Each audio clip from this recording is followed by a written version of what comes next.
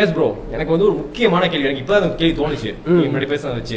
சொல்லுங்க. இப்போ வந்து விஜய் தான் வந்து தொடர்ந்து முன்னிலையில வந்துகிட்டு இருக்காரு. எனக்கு இந்த கேள்வி எப்படி நான் ஏதாச்சும் கேட்கிறேன்னா, இப்போ அதிமுகவும் திமுகவும் அடிச்சுக்கிறாங்க.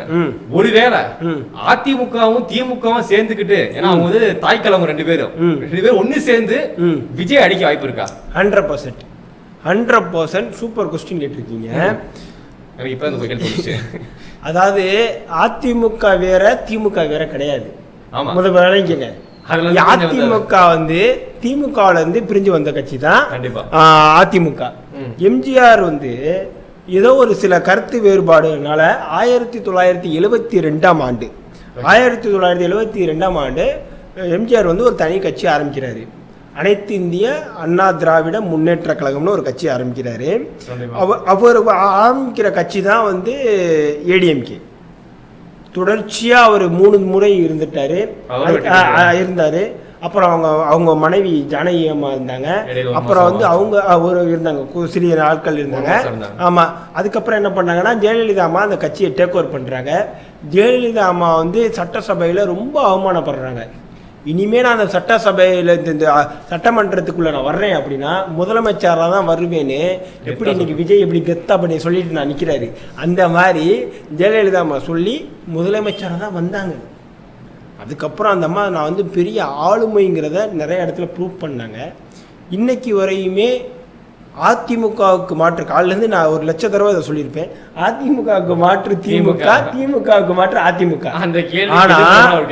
அண்ணே நான் சொல்லும் போது சொன்னேன், ஒன்று நான் இருக்கணும்னே இல்லை நீங்கள் இருக்கணும்னே, இதுதான் பாலிசி.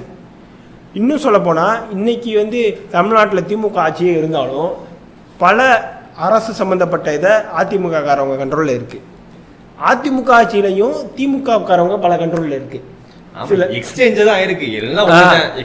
ஆட்சியில உட்கார்ற அந்த அரியணையோட சீட்டு தான் மாறி இருக்கு. அது மு.க. ஸ்டாலினுக்கு மாறி இருக்கும், இல்லை எடப்பாடி அவர்களுக்கு மாறி இருக்கும். இப்போ நீங்க சொன்னபடி கணக்குக்கு வருவோமே, இப்போ இருக்க நிலைமைப்படி தமிழ்நாட்டில் மொத்தம் 234 தொகுதிகள் இருக்கு. இந்த 234 தொகுதியில இப்ப தற்போதைய நிலவரப்படி 107 இடங்கள்ல, தற்போதைய 234 சார், 234ல தற்போதைய நிலவரப்படி 107 இடங்களை தாவேக்கா கழிச்சிருவோம். இப்ப 127 இடம் இருக்கு, கையில இருக்கு. 127 இருக்கு, நல்லா நோட் பண்ணிக்கங்க. 127 இருக்கு. இதுல பிஜேபியை சேர்க்க வேணாம், பிஜேபி ஒத்துழைக்க மாட்டாங்க. பிஜேபி ஏன்னா காங்கிரஸ் வராது, பிஜேபி வந்தா காங்கிரஸ் வராது. அப்ப பிஜேபியை கழட்டி விடு, ஒரு இடத்த கழட்டி விடு. அப்ப 127 ஒரு இடத்த கழட்டுங்க. 126 இன்னும் கூட பிஜேபி ஒன்னு ஜெயிக்குதுன்னு வச்சுக்கோ. இப்ப என்ன ஒன்னே கழட்டி விடுங்க, 125. பிஜேபியை தவிர்த்து மற்ற எல்லாரும் திமுக இணைவாங்க. பிஜேபியை தவிர்த்து மற்ற அதிமுக எல்லாரும் விஜய் வரக்கூடாதுன்னு ஒரே கண்ணோட்டத்துல, புதுசா ஒருத்தர் உள்ள வரக்கூடாது. என்ன இந்த பாமக, அதாவது பாமக அந்த மாம்பழம் வந்துச்சுன்னா, அந்த வான்னியர் பெல் அவங்க வந்தாங்கன்னா விடுதலை சிறுத்தைக்கு பிடிக்காது. யாருக்கு? நம்ம திருமாவளவன் அண்ணனுக்கு பிடிக்காது. அவரே சொல்லிட்டாரு. இப்போ இவங்க எல்லாத்தையும் சரி கட்டி, பாமக ஒன்று தான், அதில் இன்னும் 2 பாமகவும் வரல அப்படின்ட்டா கூட அதுலேயும் ஒரு 2 சீட்டை கழட்டி விட்டா கூட 120 123 சீட்டு சேஃபா ஆட்சி அமைச்சர்லாம். அதிமுக தாய்க்குளத்தோட இணைஞ்சிச்சு மீண்டும். அதிமுக இப்ப நம்ம விஜய்க்கு சொல்றோம்ல 2.5 வருஷம் நான் 2.5 வருஷம் நீனு, அந்த மாதிரி கெத்தா திரும்ப சொல்றேன், கெத்தா திராவிட ஆட்சியை தொடர்ந்துடலாம். 2.5 வருஷம் எந்த யாருக்கிட்டே நிக்க தேவையில்ல, கெத்தா திரும்ப இதை தொடங்கிடலாம். மு.க. ஸ்டாலினே கூட முதலமைச்சர் ஆயிக்கலாம், திரும்பிக்கலாம் சார். முதலமைச்சர் மு.க. ஸ்டாலினே முதலமைச்சர் வந்துட்டு திரும்ப ஒரு இடத்துல ஒருத்தர் விலக சொல்லிட்டு அந்த இடத்துல எலெக்ஷன் வச்சு ஜெயிச்சிடலாம். இது மாதிரி நடந்திருக்கா? எதுவும் வாய்ப்பு இருக்கா சார்? கர்நாடகாவில் 2018 பிஜேபி நிற்குது, காங்கிரஸ் நிற்குது, ஜேடிஎஸ் நிற்குது, இந்த ஜனதாதள் கட்சி நிற்குது. இப்போ இந்த பிரச்சனையில் ஜனதாதளும் காங்கிரஸும் ஜெயிக்கிறாங்க, ஒரு பெரிய லீடிங்கில் ஒரு இருக்காங்க. பிஜேபி பெருசாக வந்துட்டாங்க. இப்போ என்ன இவங்க 2 பேரும் முடிவு பண்ணுறாங்க, காங்கிரஸ் அவங்களும் பிஜேபி வரக்கூடாது அப்படிங்கிறதுக்காக எதிரியா வந்து 2 பேரும் சேர்றாங்க. சேர்றாங்க. வரலாறு கூகுள் பண்ணுங்க, 2018 கர்நாடகாவில் நடந்துச்சு. இவங்க 2 சார் திமுக அதிமுக திட்டத்துல, அதிமுக திமுக இந்த மாதிரி அங்க அவங்க காங்கிரஸும் அவங்களும் சேர்ந்துக்கிட்டாங்க. இன்னைக்கு முதற்கட்ட காங்கிரஸ் ஆட்சி தான் கர்நாடகாவில் நடந்துகிட்டு இருக்கு. வரக்கூடாது நடந்து அங்க வந்து ஆட்சி அமைச்சாங்கல்ல 2018 வரலாறு இருக்கு. நான் என்ன சொல்றேன், ஏடிஎம்கே தாய் கழகத்துல சேர்றதுக்கு என்ன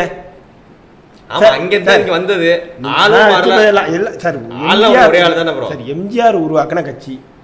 எம்ஜிஆர் எங்கிருந்து உருவாக்குனாரு? பேரண்ட் ரூட் எங்க சார்? ஒரு வீட்டில் சண்டை போட்டுக்கோம் சார், ஒரு வீட்டில் சண்டை போட்டுக்கோம் சார். இன்னும் இப்போ சொல்கிறேனே, தினகரன் அவர்கள் பிரிஞ்சு போனாங்க. தினகரன் என்ன சொன்னார்? எங்களோட தாய் கழகம் திரும்ப நாங்கள் ஒரு வீட்டுக்குள்ளே சண்டை போட்டுக்கிட்டா பேசிக்க மாட்டோமா? என் தம்பிகிட்ட நான் சண்டை போட்டேன்னா ஒரு 2 நாள் கோச்சிக்குவேன், 3ஆவது நாள் தம்பி தான் எனக்கு, 1000 வந்தாலும் எனக்கு தம்பி, நான் பேச தான் செய்வேன். வந்து இப்போ ஏடிஎம்கே டிஎம்கே என்னதான் சண்டை போட்டுக்கிட்டாலும் 1000 இருந்தாலும் ஒரு குடும்பம் சார். இப்போ குடும்பம் சார். இப்போ எனக்கு என்ன, எடப்பாடி அவர்களும் ஸ்டாலின் அவர்களும் நம்மளை வந்து ஒழிச்சு கட்ட ஒருத்தன் பார்க்குறான், இவனை வர விடக்கூடாது, இவனை ஒழிச்சு கட்டணும்னு நினச்சாங்கன்னா, இதெல்லாம் நடக்காது. நினச்சாங்கன்னா இவங்க 2 பேரும் சேர்ந்தாங்கன்னா என்ன ஆகும்? தமிழ்நாட்டில் ஒரு புரட்சி நடக்கும். அதிமுக திமுக ஒன்று இணையும். ஒன்று இணைஞ்சிச்சுன்னா முடிஞ்சு போச்சு. விஜய் அடிச்சு அனுப்பிடுவாங்க. அப்போ என்ன கொள்கையை வச்சு உங்க ஃபேஸ் பண்ணுவாங்க சார்? அதிமுக திமுகவுக்கு கொள்கை ஒன்று தானே சார், கொள்கை வேற இல்லையே. விஜய்க்கு தான் கொள்கை வேற. அப்போ திட்டுறது வந்து விஜய் தாக்குவாங்க. விஜய் தாக்குவாங்க சார். அதிமுகவுக்கு திமுகவுக்கு ஒரே கொள்கை தான் இன்னைக்கு வரையும். வேற கொள்கை இல்லையே. திராவிட கொள்கை தான். கிளாஸ்ல தான் இருந்தாங்க, திட்டி தான் வந்து ஓட்டு வாங்கினாங்க சார். அது இவங்களை பத்தி ஏதாச்சும் ஒரு குற்றச்சாட்டு சொல்லுவாங்க, அவங்கள பத்தி இவங்களை குற்றச்சாட்டு சொல்லுவாங்க. அது ஏற்க இப்போ வந்து ஒரு கிரைசஸ்ல இருக்கும், ஒரு ஸ்ட்ரகிள்ல இருக்கும், ஒரு தடுமாற்றத்துல இருக்கும். இப்போ வந்து அதிமுக வந்து அதிமுகவும் வர முடியல, திமுகவும் வர முடியல.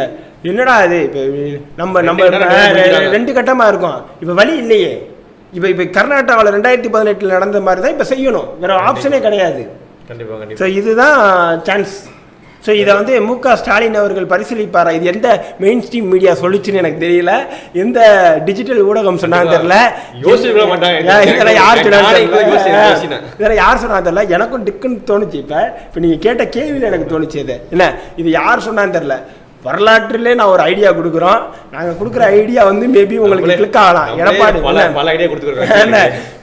நீங்கள் என்ன பண்ணலாம், ஏடிஎம்கே கூப்பிட்டு டக்குன்னு பேசிடலாம். ஏடிஎம்கே கூப்பிட்டு பேசிட்டு டக்குன்னு நீங்களே ஆட்சி அமைச்சிடலாம்.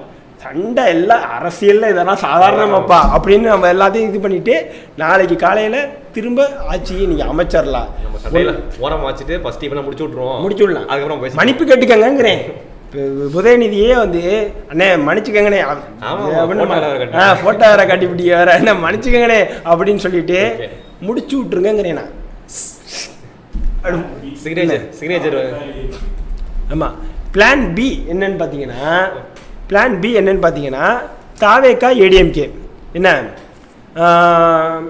தாவேகாவுக்கு வந்து இப்போ 107 இருக்கு. நான் ஏற்கனவே போன வீடியோவில் சொன்ன மாதிரி தான். தாவேகா வந்து 10 கட்சியை கூப்பிட விரும்பாது, 5 கட்சியை கூப்பிட விரும்பாது. நான் எந்தெந்த கட்சி சொல்கிறேன்? தாவேகா பிஜேபி கூட போகாது, பிஜேபி வந்தாலும் சேர்க்காது. இப்போ பிஜேபி வராதுன்னா அப்போ காங்கிரஸை கூப்பிடும், அப்புறம் யாரை கூப்பிடும்? கம்யூனிஸ்டை கூப்பிடணும், அப்புறம் யாரை கூப்பிடணும்? இந்திய யூனியன் முஸ்லீம் லீக்கை கூப்பிடணும். ஆமாம், அப்புறம் யாரை கூப்பிடணும்? விடுதலை சிறுத்தையை கூப்பிடணும். விடுதலை சிறுத்தை 2 இடத்துல முன்னிலையில் இருந்துக்கிட்டு இருக்காங்க. இப்போ இவங்களெல்லாம் கூப்பிடணும். இப்போ இவங்களெல்லாம் கூப்பிட்டா இப்போ 4 கட்சி வரும், 10 சீட்டு கூட வரல. 4 கட்சி வந்துடும், 10 சீட்டு வரல. சார் 4 கட்சியில் ஒருத்தர் கலந்தாலும் ஆட்சி கவரும். நான் முதல்ல சொன்ன மாதிரி இவங்க ஒருத்தர் போனாலும் ஆட்சி கவரும். அப்புறம் இவர் மெஜாரிட்டியை காட்டணும். ஆர்டிகல் 356 படி ஜனாதிபதி ஆட்சி வரும். இதெல்லாம் தேவையா? இதுக்கு ஒரே வழி பிளான் பி என்னன்னா, பெரும்பான்மை நிரூபிக்க விஜய் அவர்கள் அதிமுகவோட கூட்டணி வைக்கணும். ஆனால் அதிமுக வந்து தன்னோட வாக்கு பலத்தை காட்டின கட்சி, ஸ்ட்ராங்கான கட்சி, கிரவுண்ட் லெவலில் உள்ள கட்சி. இன்றைக்கி ஏதோ ஒரு மாற்றங்கள் வந்திருக்கு. இது வந்து டெம்பரவரி சர்க்கிள் தான், இது நிரந்தர சர்க்கிள்லாம் கிடையாது, டெம்பரவரி சர்க்கிள் தான். திமுக 10 வருஷமாக நாங்கள் தானே ஸ்ட்ராங்கு, நாங்கள் தான் கவர்மெண்ட்டுக்கிட்டு இருந்துச்சுல, இன்றைக்கி பெரும் சர்க்கிளில் போய் மாட்டிடுச்சுல. சரி, எல்லாத்துக்குமே வெற்றி தோல்வி இருக்கும். மு.க. ஸ்டாலினே இன்றைக்கி தோற்று போயிட்டார்ல. இப்போ அதனால் வந்து இது வந்து விஜய் வந்து இது தலைக்கணத்தில் ஏறிடக்கூடாது, எல்லாத்துக்குமே இருக்கும். விஜய் நல்லபடியாக ஆட்சி அமைக்கணும்னா பிளான் பி அதிமுக 41 இடங்களில் ஜெயிச்சிருச்சு. இப்போ இதுவரையும் இந்த நிமிஷத்தில் நம்ம பேசிக்கிட்டு இருக்கும்போது அதிமுக 41 இடங்களில் தனி பெரும்பான்மையில் அதிமுக மட்டும் 41 இடத்துல ஜெயிச்சிருக்கு. 41 இடம், நீங்கள் ஒரு 100 இடம் சும்மா ஒரு பேச்சுக்கு வச்சுக்கிறேன், 140 பெரும்பான்மையோடு இருக்கும். நீங்கள் அழகாக ஆட்சி அமைச்சிட்டு போயிட்டே இருக்கலாம். இது பிளான் பி. இதை தவிர ஆப்ஷனே கிடையாது. பிளான் சி, நீங்கள் இப்போ பெரும்பான்மையை நிரூபிக்க மாட்டீங்க, 6 மாதத்துக்கு நீங்கள் பாட்டுக்கு பொம்மையாக இருப்பீங்க, ஜனாதிபதி ஆட்சி இருக்கும், ஆட்டோமேட்டிக்காக 6 மாதம் கழித்து திரும்ப தேர்தல் வரும், உங்கள் விஜய் நான் வரேன்னு திரும்ப பிரச்சாரம் பண்ணணும். ஆனால் இந்த 2 பிளானுமே பார்த்தீங்கன்னா சக்ஸஸில் அதில் ஒரு ஆள் 2ல் ஒன்று தான் சார் நடக்க போகுது. இதுதான் சார் உறுதி. அது 2மே வந்து ஒரு பாசிட்டிவ்னா வந்து இவருக்கு தான், ஏடிஎம்கேக்கு தான். ஏன்னா சார் 2மே ஏடிஎம்கே தான். மொத்தம் இப்போ ஒரு பிரச்சனை என்னன்னா, இப்போ என்னன்னா ஏடிஎம்கே ஏதோ ஒரு மினிஸ்டர்ஸ் வைக்கிறாங்க. அதில் வந்து இன்னும் சொல்ல போகிறேனே, புதுக்கோட்டைக்கு 2 மினிஸ்டர்ஸ் வராங்களாம். இப்போ என்னென்னா ஏடிஎம்கேல புதுக்கோட்டை அப்படி ஒருவேளை விஜய் கூப்பிட்டாருன்னா, விஜய் கட்சியிலே ஒரு மினிஸ்டர் இருக்காருன்னு சொல்கிறாங்க. யார் தெரியுமா? அறந்தாங்கி வேட்பாளர் இருக்காருல்ல, பர்வேஸ். இப்போ அறந்தாங்கி வேட்பாளர் பர்வேஸ் வந்து வெற்றி பெற்ற அறந்தாங்கி வேட்பாளர் பர்வேஸ் வெற்றி பெற்றுட்டாங்க. அவங்களுக்கு வந்து அவர் லா படிச்சிருக்காரு தெரியுமில்ல, அவர் லா படிச்சிருக்காரு, அவர் கௌரவ டாக்டர் பட்டமும் வாங்கியிருக்காரு. அவர் டாக்டர் பர்வேஸ் அவர்கள் அமைச்சராக வர்றதுக்குள்ள வாய்ப்புகள் இருக்குது அப்படின்னு சொல்கிறாங்க. அவர் எந்த அமைச்சர்னு கேளுங்க, சட்டத்துறை அமைச்சர், லா படிச்சிருக்காரு சார். சட்டத்துறை அமைச்சர் கொடுப்பாங்கங்கிற மாதிரி பேச்சு இருக்கு. எவ்வளவு ஆமா, ஒண்ணுன்னா ஒரு போல்டான ஆளு, ஃபீல்டு ஒர்க்கரு, நமக்கு வேண்டப்பட்ட நண்பர் வேற, தெளிவா பேசுவார், நம்மளோட நண்பரும் கூட அவரு ஃபீல்டு ஒர்க்கர் சார். நான் ரியலாக அவரை பார்த்துருக்கேன், அவர் கூட பழகிருக்கேன், அவர் கூட அதாவது நல்லா அவரோட பழகிருக்கேன். நான் அவரை பற்றி எனக்கு நல்லா தெரியும். சாதாரண ஒரு இதுக்கு எம்சிக்கு நின்றாரு, அந்த மக்களுக்கு அவர் சாதாரணமாக ஒரு கவுன்சிலருக்கு தான் நின்றாரு, அந்த மக்களுக்கு அவ்வளோ நல செஞ்சுருக்காரு, நன்மையை செஞ்சுருக்காரு. இப்போ அவர் புதுக்கோட்டையை சேர்ந்தவர், இப்போ அவரை தூக்கிட்டு போய் அறந்தாங்கில போட்டாங்க. அப்போ வந்து கூட சொன்னாங்க, தோற்று போகிறத எங்கே தோற்று போனால் என்ன அப்படின்னா கிண்டல் பண்ணாங்க. தோற்று போகிறத எங்கே தோற்று போனால் என்ன அப்படின்னு கிண்டல் பண்ணாங்க. அவர் என்ன பண்ணார், எல்லாத்தையும் இது பண்ணி அறந்தாங்கி வந்து காங்கிரஸோட கோட்டை என்ன, அறந்தாங்கி வந்து திருநாக்கரசா ஒரு பையன் வந்து திருநாக்கரசா காங்கிரஸோட கோட்டையாக இருந்துச்சு, அதை தகர்த்தி எடுத்துட்டு இன்னைக்கு வந்துட்டார்ல. அப்போ வந்து ஒரு பெரிய ஆளுமையில் நான் ஏகப்பட்ட வீடியோவில் பர்வேஸ் அவர்களை புகழ்ந்திருக்கேன். என்னோட நண்பர் தான் அவர், ஏன்னா நிறைய வீடியோவில் போட்டேன். அவருக்கு இந்த தாவேக்காவில் இருக்க பெரிய ஆளுமைகள் கொடுக்கறதுல ஒரு சிறந்த ஒர்க்கர் அவர், ஒரு ஃபீல்டு ஒர்க்கர் பர்வேஸ் அவர்கள். பர்வேஸ்னாவே செயல் சார், பர்வேஸ்னாவே செயல். அவருக்கு ஒரு சட்டத்துறை அமைச்சர் கொடுக்கறது ஒரு பொருத்தமாக இருக்குங்கிறது என்னோட கருத்து. 2வது யாருன்னு பார்த்தீங்கன்னா ஏடிஎம்கேயோட டாக்டர் சி விஜயபாஸ்கர் அவர்கள். அவரை பற்றி நான் சொல்ல தேவையில்ல, உலகத்துக்கே அவரை பற்றி தெரியும், எல்லாமே தெரியும். அவர் எப்படின்னா வந்து அவங்க ஒய்ஃப் கூட அடிக்கடி சொன்னாங்க, என்ன சொன்னாங்கன்னா, என்னோட வீட்டுக்காரோட பேர் உங்கள் வீட்டு ரேஷன் கார்டில் தான் இல்லை, உங்கள் உள்ளத்திலையும் உங்கள் இல்லத்திலையுமே அவர் எப்போவுமே இருக்கார் அப்படின்னு இந்த பிரச்சாரத்திலலாம் இப்போ சொன்னாங்க. விஜயபாஸ்கர் சார் வந்து அவரும் எனக்கு பர்சனலாக நல்லா தெரியும், ரொம்ப நமக்கு ரொம்ப நெருங்கினவர் அவங்க. ஸோ அவங்க வந்து மக்களோட எனி டைம், இப்போ கூட நேற்று கூட ஒரு கல்யாணத்துக்கு போயிட்டு பம்பரம் விளையாண்டுட்டு வந்திருக்காரு. நாளைக்கு ரிசல்ட்டுங்கிற அந்த அச்சனா இல்லை, என்னமோ வந்துட்டு போகுதுப்பா, அவர் தான் ஜெயிச்சாரு இல்லைப்பா, அவர் தான் அவர் என்னமோ வந்துட்டு போகுது. நம்ம மக்களோட சார் எலெக்ஷன் முடிஞ்சு எல்லாரும் டூர் போயிட்டாங்க சார். இன்னும் ஸ்டாலின் மக்கட்ட கொடைக்கானல் போயிட்டாரு, உதயநிதி வெளிநாடு போயிட்டாரு என்ன. ஆனால் அவர் வந்து மக்களாக ஃபீல்டில் இருந்தார் சார். இப்போ கூட ஏன் நிற்கணும், என்ன தேவை இருக்குது விஜயபாஸ்கர் சாருக்கு? ஸோ அந்த மாதிரி கனெக்டர் இருக்கா விஜயபாஸ்கர் சாருக்கு வந்து திரும்ப ஹெல்த் மினிஸ்டர் கொடுப்பாங்க அப்படிங்கிற பேச்சுகளும் வந்துக்கிட்டு இருக்கு. ஏடிஎம்கே டிவிகே பேச்சுவார்த்தை நடந்துக்கிட்டு இருக்கு அப்படிங்கிற செய்திகள் வருது. எவ்வளோக்கு உண்மை என்று தெரியலை.